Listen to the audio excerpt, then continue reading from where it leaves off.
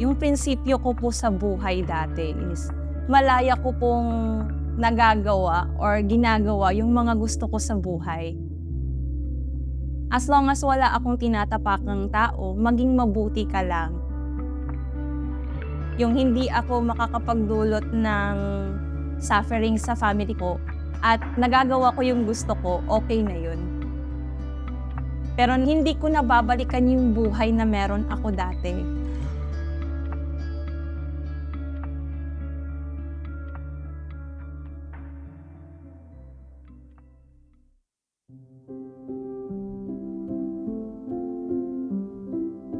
From high school, I graduated higher honor. Yung priority ko po that time, pag-aaral po talaga.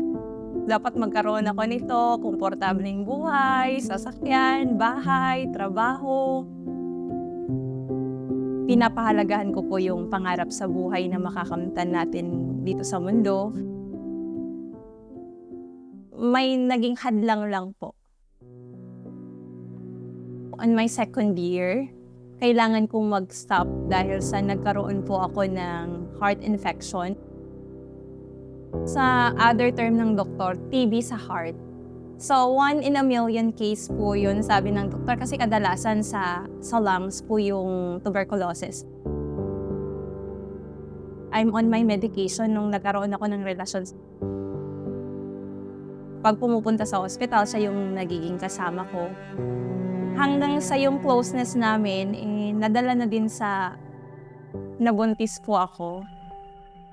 Medyo natagalan po talaga yung pagtuloy ko in college. On my 8th month na pregnancy, nagloko po siya during that time. Nung pinanganak ko nga yung anak ko, nagloko po ulit siya. So I think 1 year po yung baby ko noon.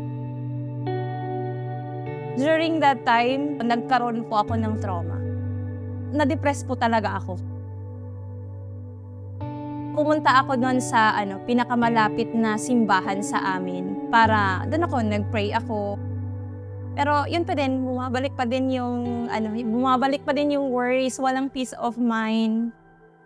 Hindi naging madali para sa akin kasi may ugali akong suicidal po eh. Yung para sa akin, pag nakakaranas ako ng ganitong problema, parang yung magiging solusyon is, sige, tapusin na lang para isahang sakit na lang. May thoughts po ako ng ganun, which is maling-mali.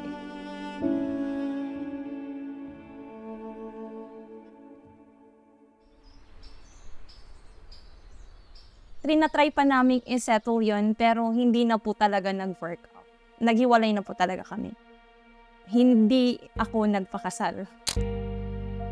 Nung nagkaroon po ako ng anak, kailangan kong magsumikap dahil sa kinabukasan ng anak ko.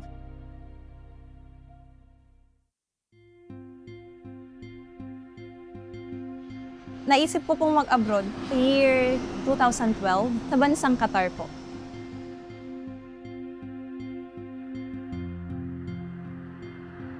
Ang trabaho ko po ay administrative staff sa isang recruitment agency. Natutugunan ko po yung mga pangangailangan ng pamilya ko at nakakapag-save din po ako sa sarili ko. During my contract din sa Qatar, on my second year, doon ko na-meet yung tatay ng pangalawa kong anak. Malapit ng mag-isang taon yung relasyon namin, I found out na may family siya. Naging mahirap tanggapin. Doon na naman yung thoughts ng pagiging suicidal.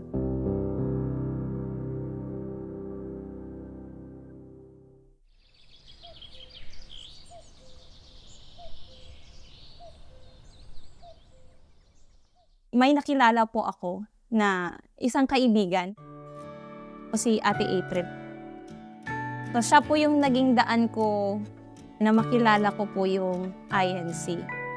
Nakapagdalo po ako ng pamamahayag. Lahat po ng mga tinuturo, mga aral ng Diyos, pinabasa po talaga sa Biblia. Siya din po yung naging daan para magsuri po ako sa iglesia.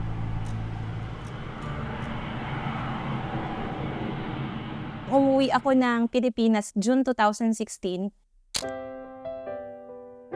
si Ate April, nangako siya sa akin na pupuntahan niya ako ng Pilipinas pag nanganak ako.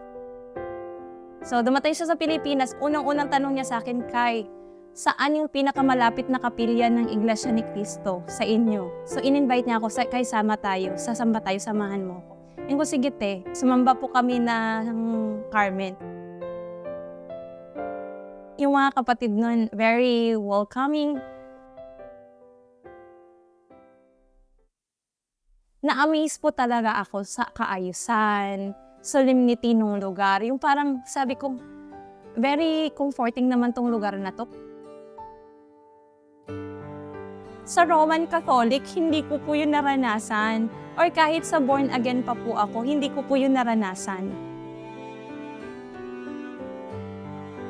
Nung unang attend ko po ng pagsamba sa Iglesia ni Cristo, sabi ko, paano kaya mag-start? Nung nagpadoktrina na po ako,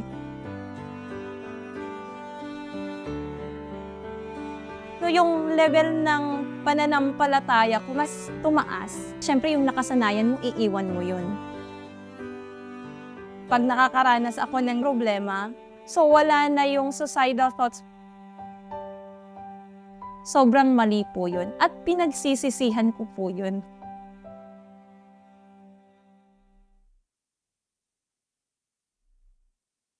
Nung umaani po ako sa Iglesia ni Cristo, nakakaranas po ako ng pag-uusig sa mga mahal ko sa buhay.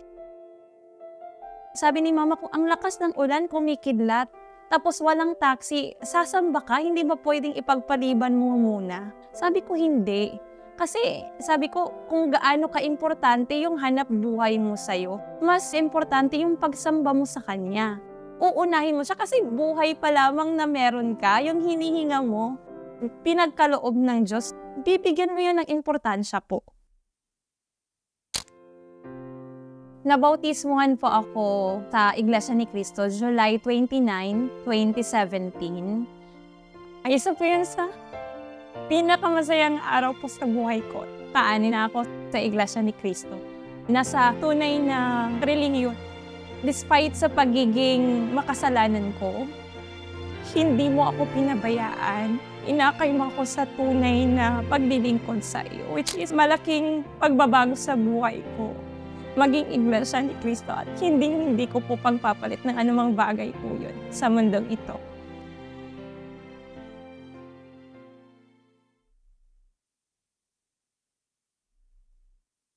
Walaan niyang salita mula sa ating Panginoong Diyos na magiging walang kapangyarihan o magiging imposible. Sapagkat sa Panginoong Diyos, ang lahat ng bagay posible. Magagawa niya yun dahil sa kanyang dakilang kapangyarihan. Sana, mga kapatid, ito rin ang maging pananalig natin sa ating Panginoong Diyos. Kasi kailangan natin siya, lalo na sa mga panahong ito, na alam nating hindi na pangkaraniwan ang mga nasasagupa natin sa buhay. Kailangan natin ang kanyang tulong. Kinakailangan natin ang kanyang pagmamalasakit sa atin. Pero paano po mangyayari yon? Sampalatayanan natin yung dakilang kapangyarihang taglay ng Diyos, yung kanyang magagawa na hindi magagawa ng iba, sapagkat siyang tunay na Diyos na makapangyarihan po sa lahat. Kaya mapalad tayo eh. Tunay ang ating Diyos. At meron talagang magagawa siya para sa atin pagka tayo ay nangailangan.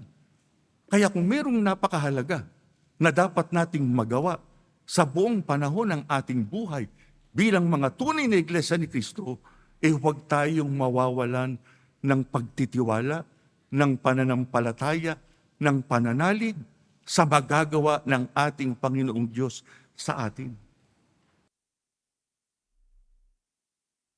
Lahat po ng mga aral ng Diyos itinuturo po sa atin sa loob ng Iglesia ni Cristo. Wala akong pag-aalinlangan. During pandemic, inatake yung second baby ko ng asthma. And at the same time, tumutupad na po ako ng tungkulin nun sa loob ng Iglesia ni Cristo bilang isang mang-aawit. Mahirap po para sa akin, pero yung naging lakas ko po nun, sabi ko, ito yung gagawin ko.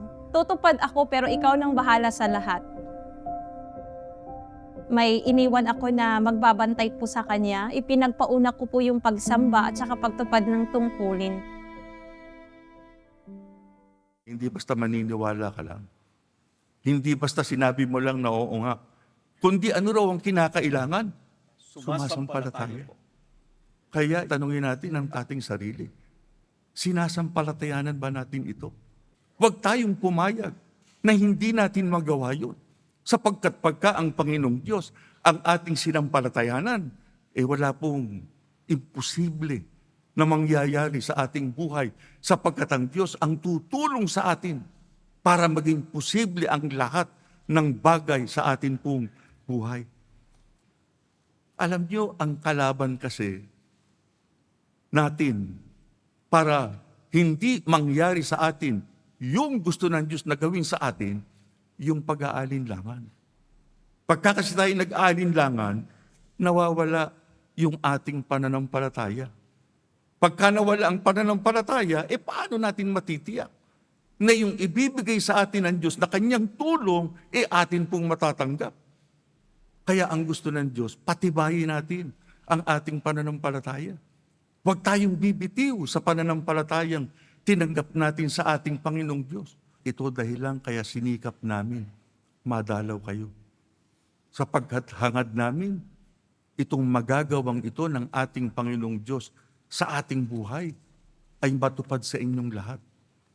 Saan man kayo naroroon, saan man kayo pumupunta, anuman ang kalagayan ng inyong buhay dito sa mundong ito, pero lagi ninyong makasama ang Diyos. Matanggap ninyo ang kanyang pagpapala na pag-asa na mula sa Kanya. Matanggap ninyo yung Kanyang pagtulong sa atin na pagka tayo ay dumadaan sa matinding pagsubok, mararamdaman natin, hindi tayo pababayaan ng Diyos.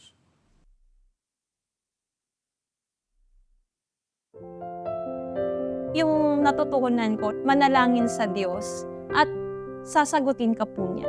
Ipagkakaloob ng Panginoong Diyos yung mga solusyon sa mga suliranin na meron ka sa buhay mo. Napakabuti po ng Panginoong Diyos. Nung umuwi ako ng bahay, naging maayos yung anak ko.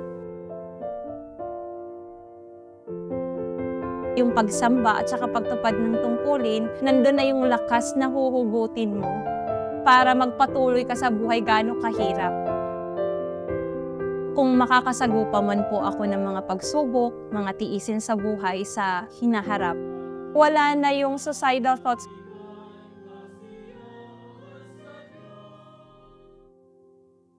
Yan ang dapat nating gawin. Gaano man katindi ang pagsubok, ang suliranin, mayroong mang gustong gumulo sa atin, mayroon man tayong problema sa ating buhay, tularan natin ang lingkod na ito ng ating Panginoong Diyos. Huwag kayong mawawalan ng pagtitiwala sa Diyos, anuman ang inyong masagupa. Kasi wala namang ibang makatutulong talaga sa atin, kundi sino, mga kapatid? Ang Diyos. Bakit ba tayo nakakasurvive sa lahat ng bagay na hindi pangkaraniwan na ating nasasagupa sa buhay na ito? Totoo ang sinasabi sa atin ng Biblia.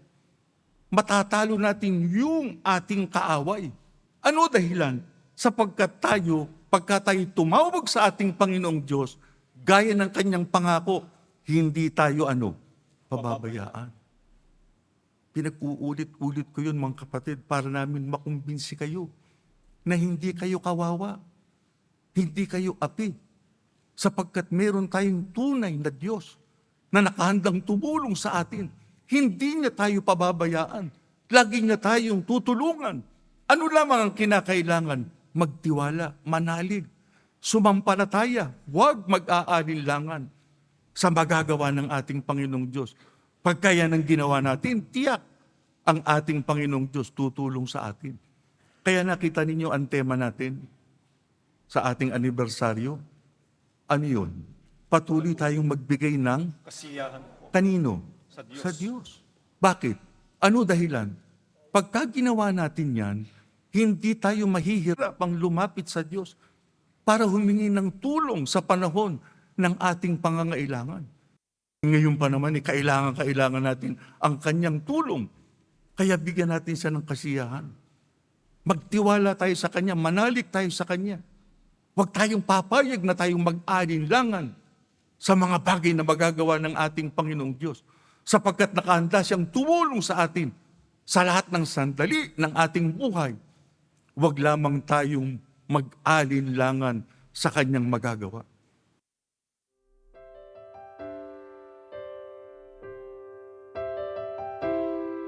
Ini-invite ko po yung mga magulang ko sa pamamahayag. Pinagpapanata ko yun sa Panginoong Diyos na sana po tawagin sila sa Iglesia ni Cristo. Kaanib na po sa Iglesia ni Cristo yung mga magulang ko, na bautismuhan po sila last year, October 2023 po, sa awa ng Panginoong Diyos.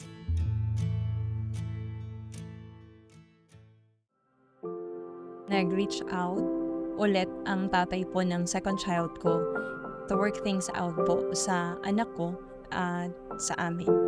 So, masinsinan ko po siyang kinausap na hindi ko na babalikan yung buhay na meron ako dati. Sabi ko, iiwan ko na yun. So, bigyan mo ako, bigyan mo kami ng peace of mind. Mahirap, kasi syempre, naging parte yun ng buhay mo. Pero kailangan mong magdesisyon sa buhay dahil yun yung tama. Nananalangin po ako ng mataimtim sa Panginoon. Sabi ko, ayoko nang balikan yung buhay na yun. Ayoko doon mabuhay sa mali. Andito na ako sabi ko sa kanya, kung bibigyan ako ng pagsubok, tulungan mo ako na magkaroon ng katangian dapat kong taglayin para malampasan ko ito.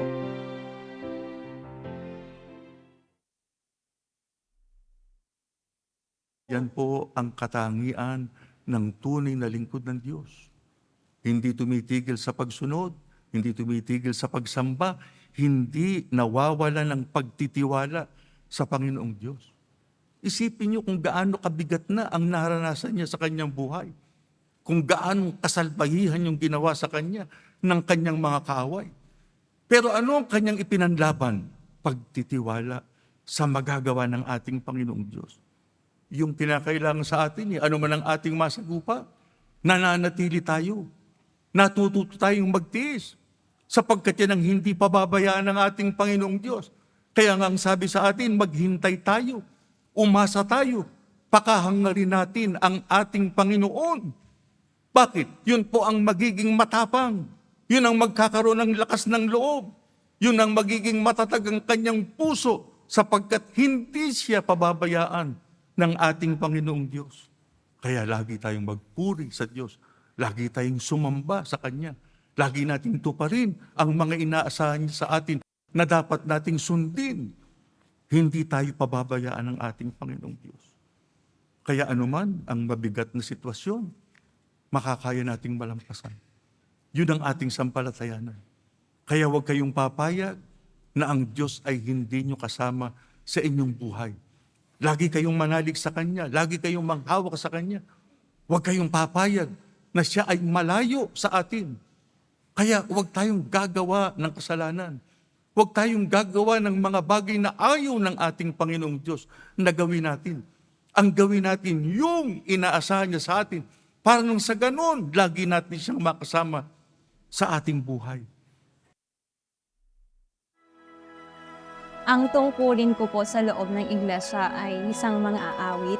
Yung panganay ko pong anak, isang mga awit din. At saka yung bunso ko pong anak, 7 years old, nagsasanay po sa pagiging mga awit sa PNK po. Pinagpatuloy ko po yung pag-aaral ko natapos. Yung college ko, year 2022 po. Ang trabaho ko po ngayon sa kasalukuyan ay isa pong branch manager ng recruitment agency.